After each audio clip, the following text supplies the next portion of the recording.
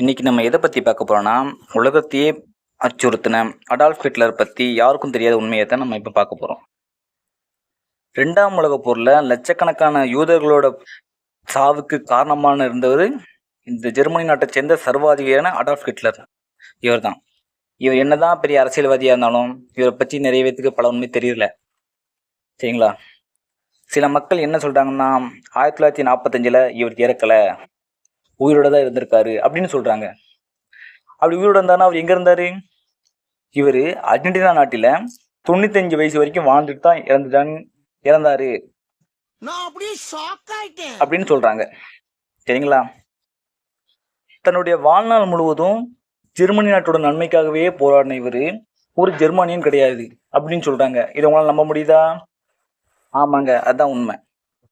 இவர் ஏப்ரல் 1889 ஜெர்மனியோட அண்டை நாடான ஆஸ்திரியாவில் பிறந்திருக்காரு.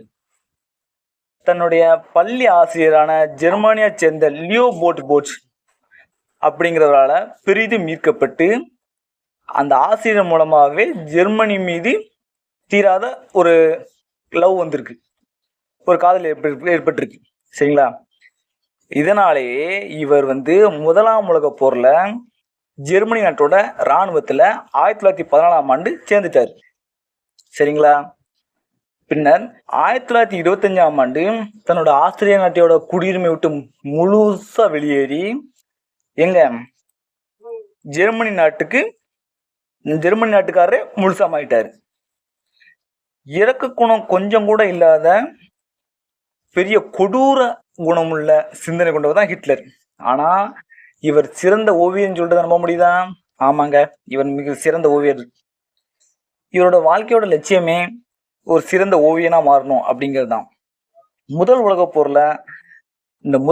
போர் தான் இவரை முழுசா மாத்திட்டு ஆஸ்திரியாவோட தலைநகரான வியன்னாவில் இருக்கும் கலைக்கல்லூரியில ஓவிய படிப்பு படிக்க மிகவும் ஆர்வமா இருந்திருக்காரு. அதுக்கான தகுதி தேர்வு, அதுல இவர் 2 வாட்டி தோல்வி அடைஞ்சிட்டாரு.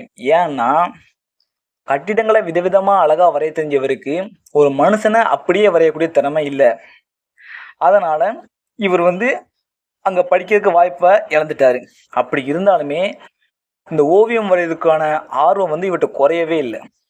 அந்த ஆர்வம் அவர்கிட்ட இன்னும் அதிகமாக தான் இருந்துச்சு. சரிங்களா?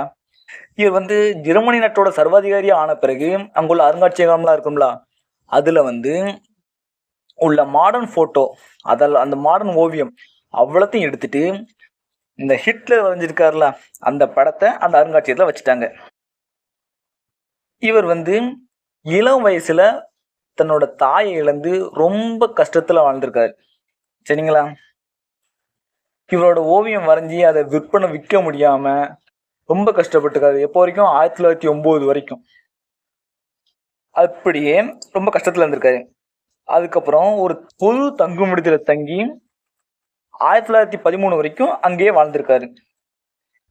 1ஆம் உலக போர்ல இவருக்கு ஒரு வேலை இருந்திருக்கு, அதாவது இராணுவ செய்தியை அனுப்பக்கூடிய வேலை.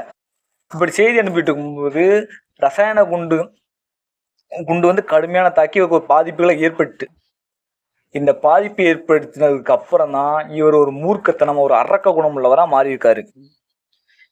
இவர் ஒரு முகாம் ஒன்று தொடங்கியிருக்காரு, அதாவது வதை முகாம். அதாவது பிடிச்சவங்களை பிடிச்சி சித்திரவதை பண்ணி அவங்கள கொள்வது தான். அதாவது ஒரு நாட்டில் போயிட்டு ஒரு அரசர்களோ மன்னர்களோ பிடிச்சி அவங்கள சித்திரவதை பண்ணி கொள்வது.